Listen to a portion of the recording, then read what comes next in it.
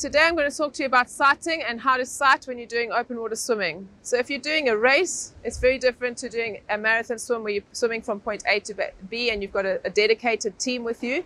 So I'll start off by talking about sighting for a race, for an open water race, whether it's in fresh water or salt water. For a race, there are always buoys that you have to swim around or to and back, and they're normally quite big and they're either orange or yellow or red, so they're quite visible. And those are markers that you use to see where you're going to get for the first 400 meters or the first kilometer. And so you'll know where the start is and the finishes of each race. It's very important before you're doing a race, whether it's your first race or your 31st race, to go and see what the course is like on the day. So get there a little bit earlier, familiarize yourself.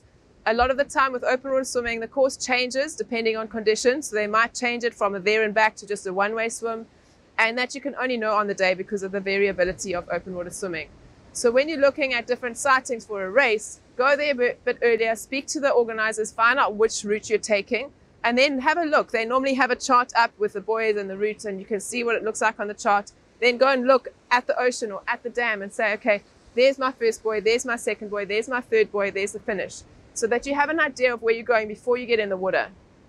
Then once the race starts, be prepared. It's going to be chaotic. There's lots of people all trying to scramble to get some space and find their space. It's helpful for me to start near the side, away from the people, start relaxed and just get going. Don't start in the middle where you're going to be bunched up and like surrounded. And if you find that you're swimming with someone your pace, you can follow them. It's always helpful to follow someone else and they can do the sighting for you. But the risk with that is if they don't sight properly, they can lead you off course. So you need to have the backup plan of being able to sight, being able to see where you're going. So at the start, okay, I'm aiming for that buoy over there. I'm going to swim straight for that.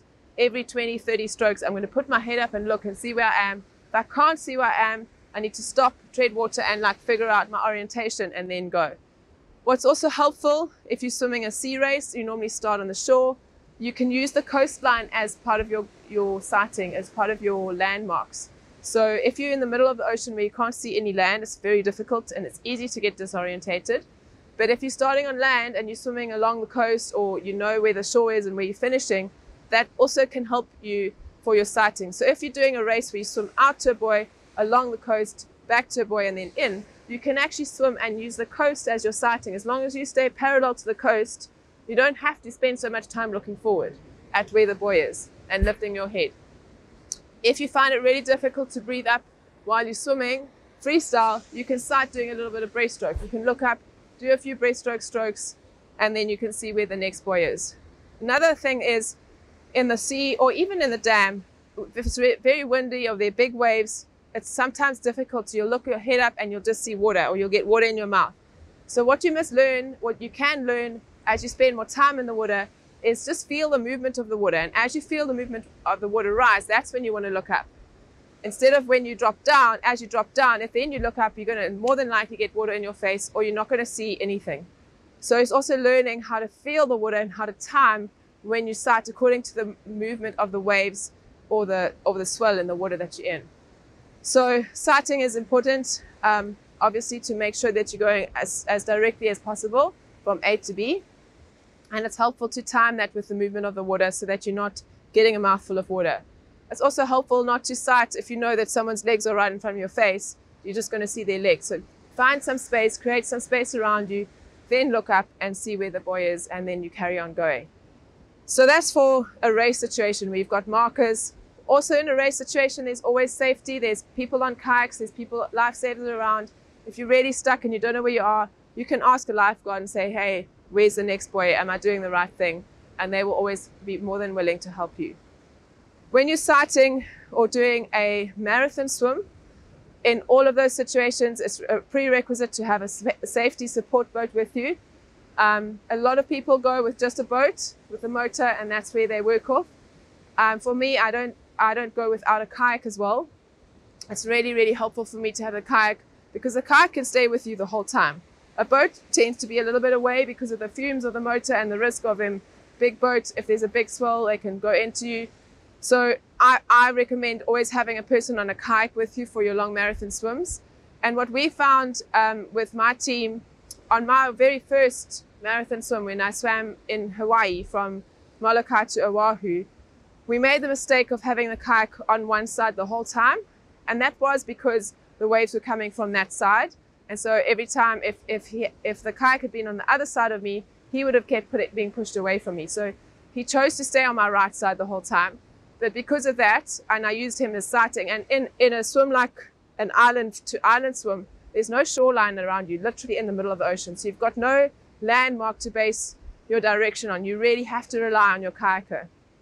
And so because of the fact that I had to breathe to the right the whole time, I actually developed a shoulder injury during that swim.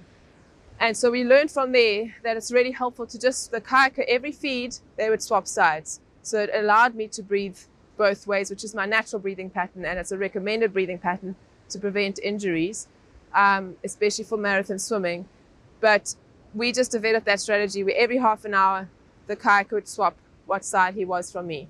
And that really helped just to keep my movement a bit more symmetry. It gave a bit of variation, and it also helps just mark the time for both of us. It's helpful when you're doing a marathon swim.